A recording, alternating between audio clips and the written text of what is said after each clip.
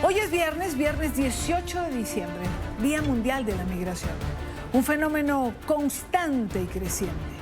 Amnistía Internacional publicó este video el día de hoy.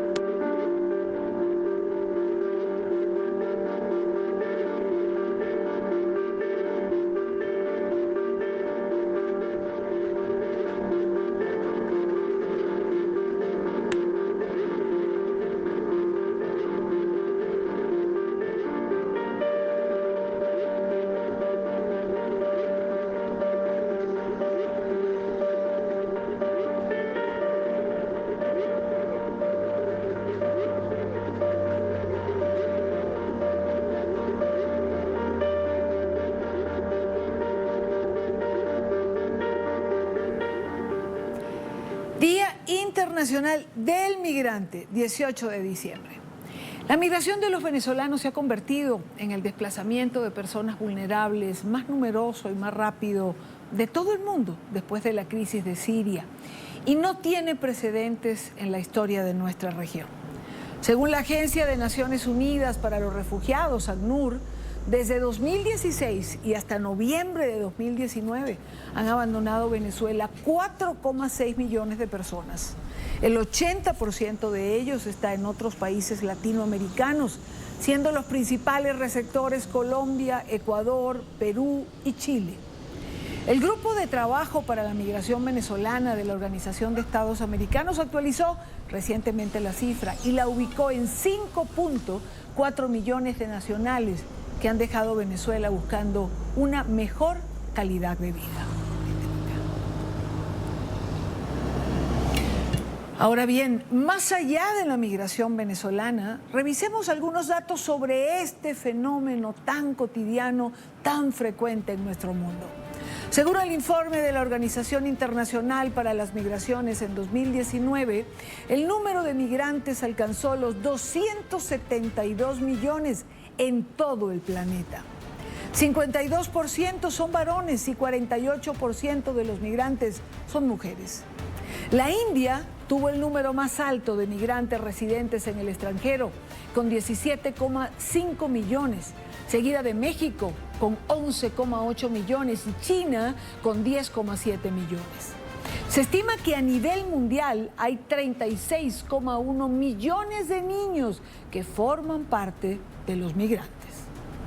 Los migrantes trabajan y producen remesas, que es el dinero que envían a sus familias. Los países receptores de la mayor cantidad de estas remesas fueron la India, con 78.600 millones de dólares, seguido de China y México.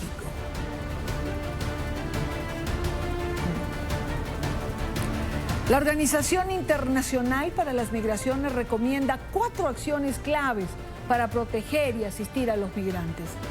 Fortalecer la capacidad de los gobiernos y la sociedad civil, coordinar esfuerzos entre gobiernos para facilitar la gobernanza en las migraciones, sensibilizar y hacer partícipe a las comunidades de origen, tránsito y destino, y hacer esfuerzos para que los jóvenes puedan conocer los beneficios de la migración y los riesgos de migrar de manera irregular.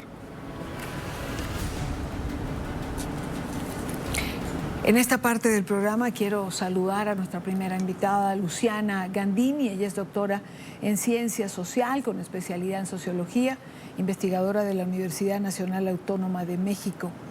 Y es no residente Global Fellow en el Migration Policy Institute en Washington, D.C. Bienvenida, gracias por acompañarnos, Luciana, la tarde de hoy. Muchas gracias, Idania. Un gusto estar aquí conversando contigo y con la audiencia. Igual para nosotros. Luciana, yo quisiera irme hacia la parte más humana y de alguna forma intentar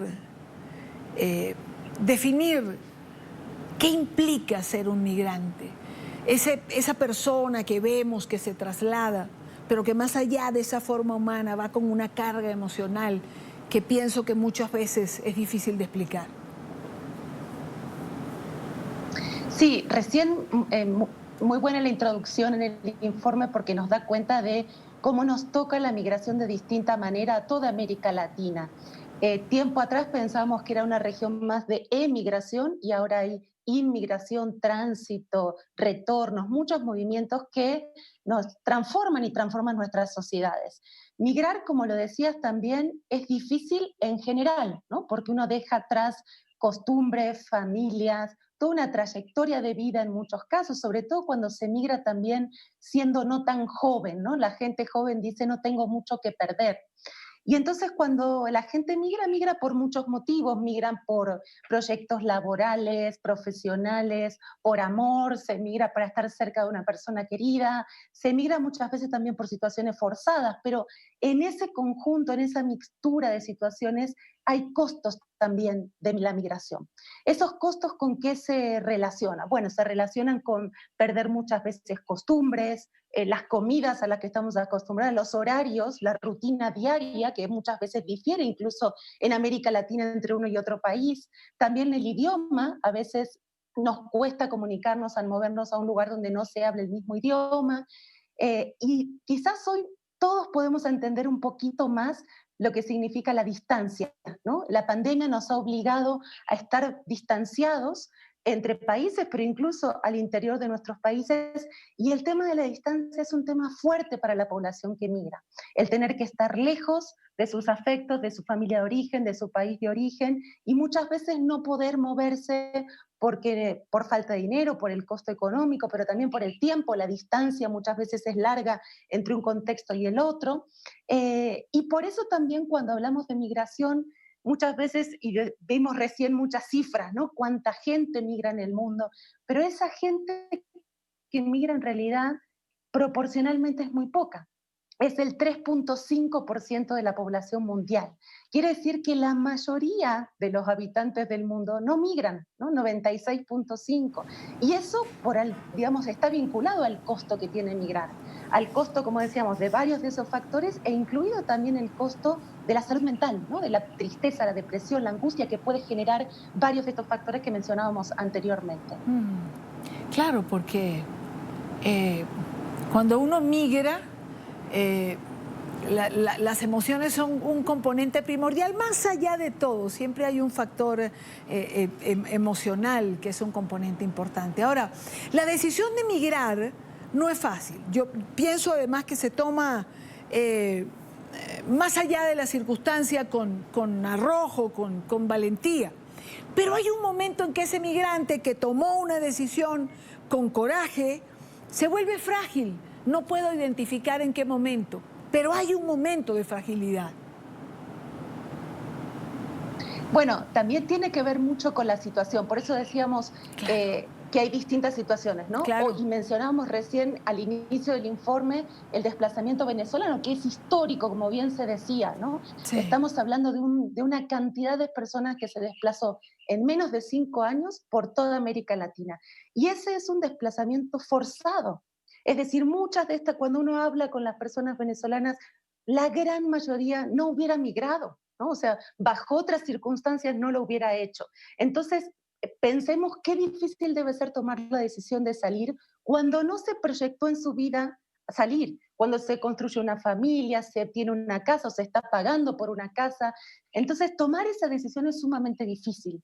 Y muchas veces es una decisión que se toma, y eso se ha estudiado mucho, Sí. no solo de manera individual, sino también de manera familiar, porque la migración también suele ser a veces una estrategia de sobrevivencia o de supervivencia, en donde a veces migra un miembro de la familia y el resto se queda en el lugar de origen. A veces hay una migración, como se llama, en cadena, donde va uno y luego le siguen los demás. Claro. Y esas decisiones entonces no es solamente de la persona, sino del círculo familiar que tiene que estar de acuerdo o no, a veces se ve forzado por tener que tomar esa decisión. Ahora, Luciana, ¿qué es lo mejor que puede hacerse por un migrante? Es decir, ¿cómo aportamos los miembros de una sociedad, a estos migrantes que cada día forman parte de nuestra cotidianidad, porque ya la pregunta es dónde no hay migrantes. En unos países más, en otros menos, pero hay migrantes.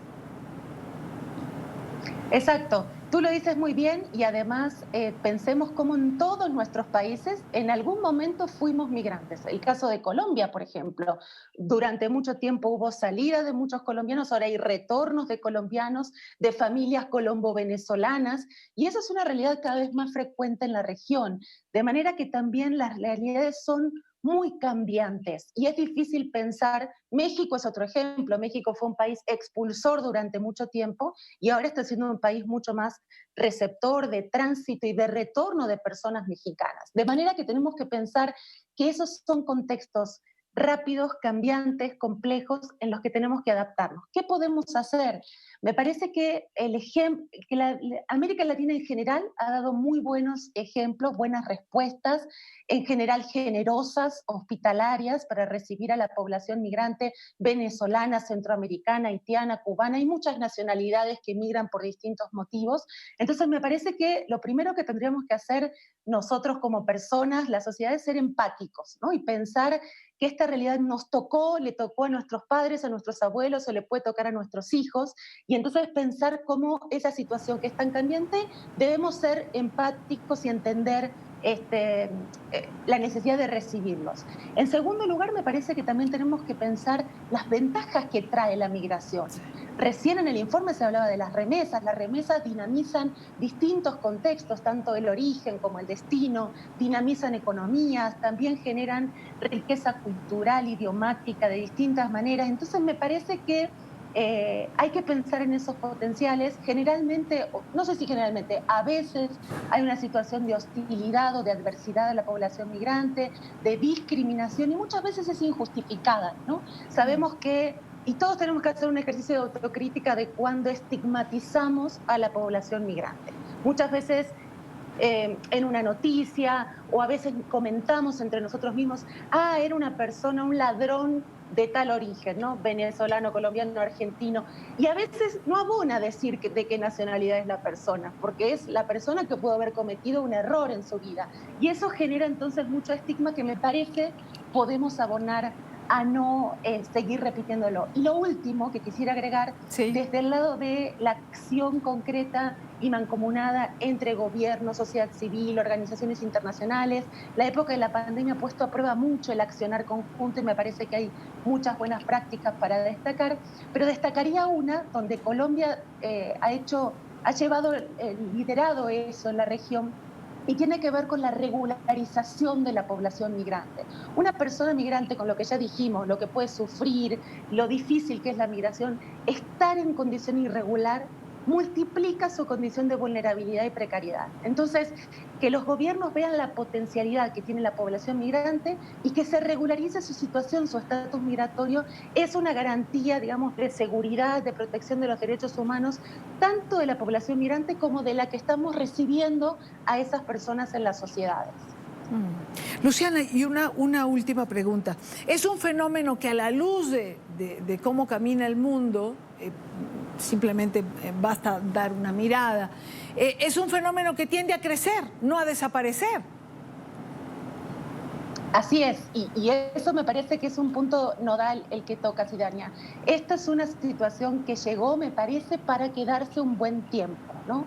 Situaciones de origen de los países de violación generalizada de los derechos humanos, de crisis económicas muy fuertes, de pandillas, crimen organizado, impacto del cambio climático. Hoy en día toda esa realidad específica, conjunta, mezclada, es una mixtura a veces de situaciones, por eso es difícil saber por qué migró una persona. Bueno, a veces es una mezcla de todo eso. En América Latina es una realidad y es muy difícil que cambie en el corto plazo.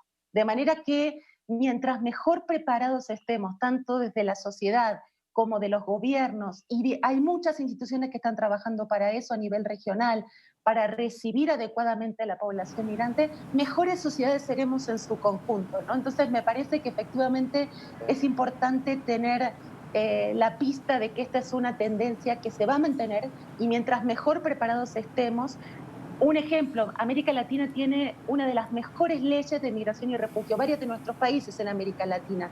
Lo que tenemos que hacer es ponerlas en práctica, ¿no? Y proteger los derechos Claro. de las personas migrantes.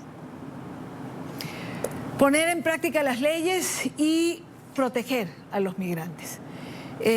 Colombia creo que lo ha hecho estupendamente bien, como bien señalas, y creo que hay que quedarse con ese ejemplo porque además es el país que mayor impacto ha recibido de este fenómeno migratorio que han marcado los venezolanos en el último tiempo. Luciana, gracias por acompañarnos, gracias por estar con nosotros. Al contrario, muchísimas gracias, Idania. Muy buena tarde para ti. Hasta luego.